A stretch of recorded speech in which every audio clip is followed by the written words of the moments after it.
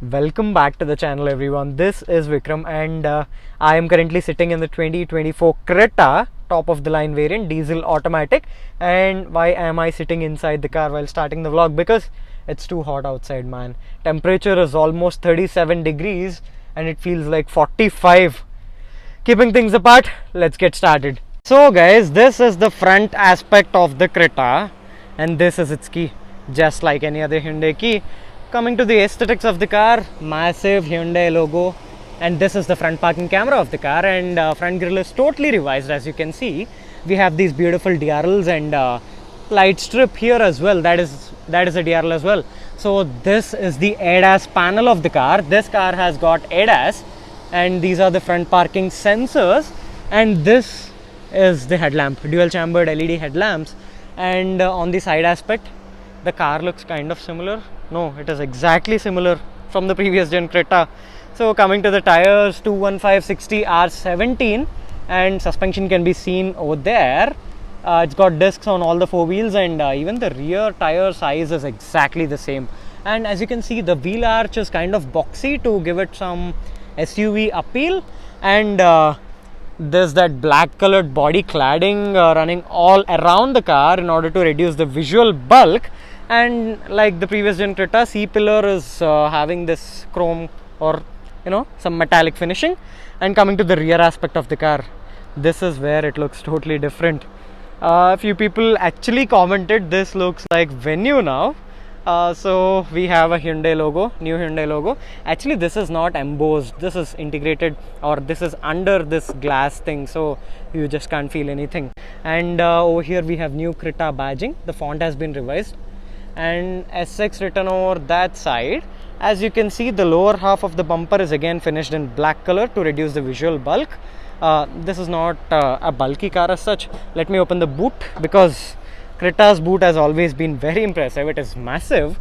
A person of my size can actually sleep in the boot, like when we fold the seats, which can obviously be done 60-40 split. And underneath this we have a small size spare wheel, which is 16-inch, and it is not an alloy.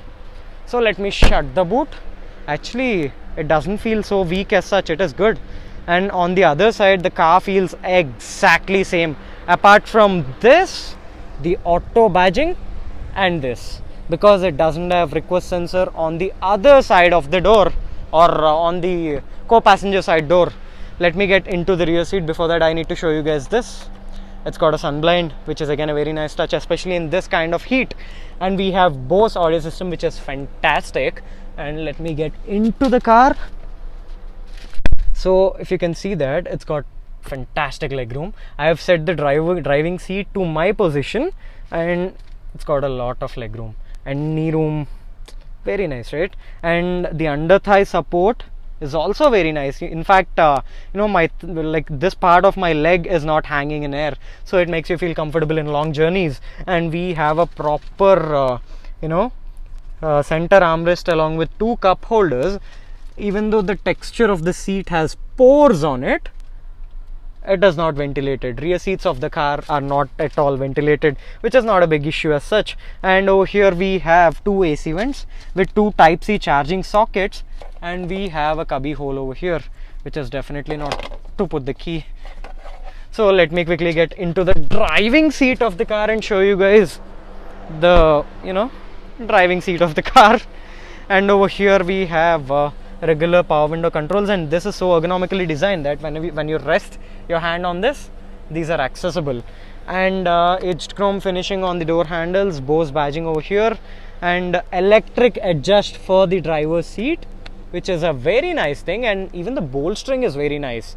It makes you feel so comfortable, and these are ventilated seats. So let me get into the car. We have a 10.25-inch instrument cluster and a 10.25-inch infotainment system as well. And now it is a single unit. Actually, the screens are not continuous, but you have that continuous treatment. So that is again a good touch. Coming to the steering wheel, on the right side we have cruise controls, ADAS controls, and all that stuff. And on the left side we have controls for this screen. And we have paddle shifters, metal paddle shifters, and the click is satisfying, man. But the N-line venues or N-line i20 paddle shifters feel even premium. This as well is good. And coming to the stocks, indicators and headlamps on the right side and wipers on the left side. So let's check the spray. It is good. It is good. Actually, the wipers cover a wide area. And over here we have auto dimming rear view mirror. And coming to the center console of the car, the dash is tilted towards the driver. It is a driver centric dashboard. I don't know if you can appreciate that in the video, but this thing is tilted towards the driver, and even these controls are tilted towards the driver. Very much German car like.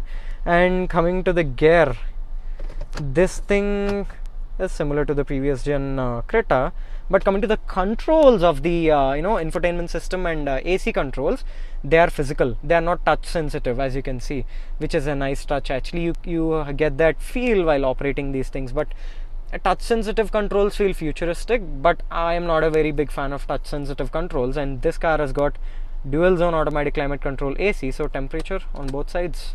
And this is a wireless charging pad, if you can see that. And we have type C 12 volt charging socket from which you can even charge your laptop, and this is a USB charging socket. Multiple ways to charge your devices.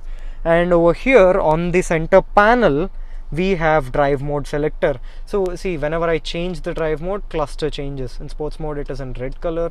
It's got 3 modes: eco, normal and sport, and this is how you change them. You just need to twist this, and if you press this, shifts into traction, and again you need to twist the rotary knob in order to adjust the traction modes. So that is kind of cool. And over here we have electric parking brake, and this is for the auto hold function, and these are for ventilated seats. Both the front seats get ventilated function. And over here we have 2 cup holders, and this is the center armrest of the car, under which we have storage again. So a lot of storage in this car. Let me open the glove box. Glove box is actually decent sized. It is not very huge. It has got some decent storage. Let me shut the glove box. So guys, this car as well has this huge panoramic sunroof, which is my favorite feature. So guys, this is pretty much about the interior and exterior of the 2024 Creta top of the line variant with all the bells and whistles. A lot of you guys have actually asked me if there's any difference in terms of driving feel in between previous gen Creta and this gen Creta. We need to find out, because engine block is exactly same, and it is the same 1.5 liter engine. We need to see if there's any change in terms of refinement or anything like that. So let's get driving. So guys, I'm currently driving the 2024 Creta diesel automatic, and initial impressions, this car is smooth. It is a Hyundai, so it has to be smooth, and NVH levels are actually very nice, because when you drive a diesel car, we always have that in mind that it's going to be harsh, it's going to be loud. But that is not at all the case over here.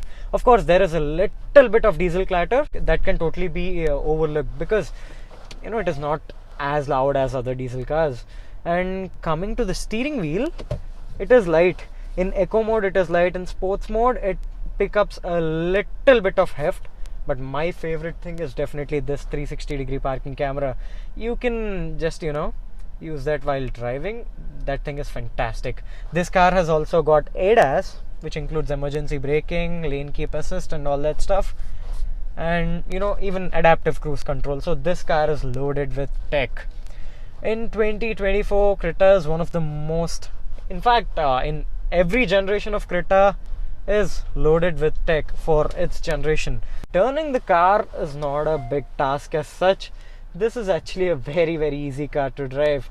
And the main aspect which gives you that ease of driving this car is definitely the features, because it's got 360-degree parking cameras and 360-degree sensors. Of course, only front and back parking sensors, so that thing gives you confidence while driving in heavy traffic, or even when you're parking the car in kind of tricky situations. These features come in handy. And coming to the engine of the car, this car has got 1.5 liter inline 4-cylinder diesel engine. It produces somewhere around 113 bhp of power and 250 newton meters of torque. This feels torquey. That torque comes down at 1500 rpm, so this car feels torquey. The turbo lag is not felt, that is not very prominent as such. Of course, it's a diesel car, so there is some amount of turbo lag, but that won't be felt very prominent as such. So this car has got paddle shifters as well. You can drive it in sports mode if you want some punch, some power. There is definitely that difference in throttle response between modes. When you drive it in eco mode, the car is sedate, the car is kind of mellowed down, power cutoff can be felt. When you drive it in power or sports mode, it is better, it is definitely better. See, I'm going to launch the car. I'm actually driving it in normal. Let us get into sports mode. Yeah, left foot on the brake, right foot on the throttle. Actually the car has turned off because of automatic start stop. Full throttle, off we go.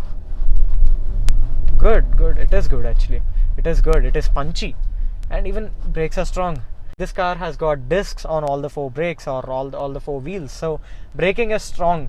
It's got some good braking power, and the engine is punchy, man.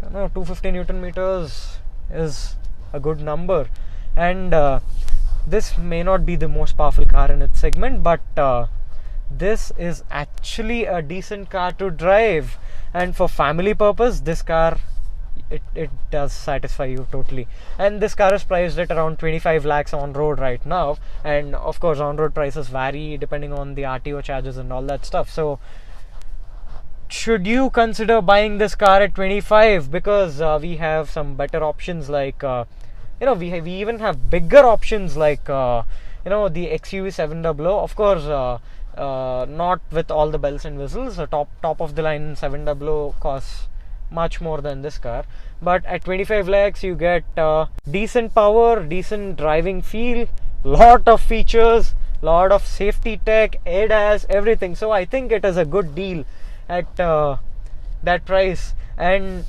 for a car of this segment, it feels good, and it feels premium actually. It doesn't feel like you're driving compact SUV. It is not a cheap car as such. It is an expensive car, I know. It is priced at 25 lakhs, so it is an expensive car, but a car of that price, it is decently premium for that price. So you would never feel I've paid some extra money for what I get. That is not something you would definitely feel if you get this car. So guys, that is my short review of the 2024 Hyundai Creta. If you like this video, give it a thumbs up, and don't forget to subscribe to my channel, and don't forget to follow me on Instagram. See you in the next video real soon. Until then, this is Vikram signing off.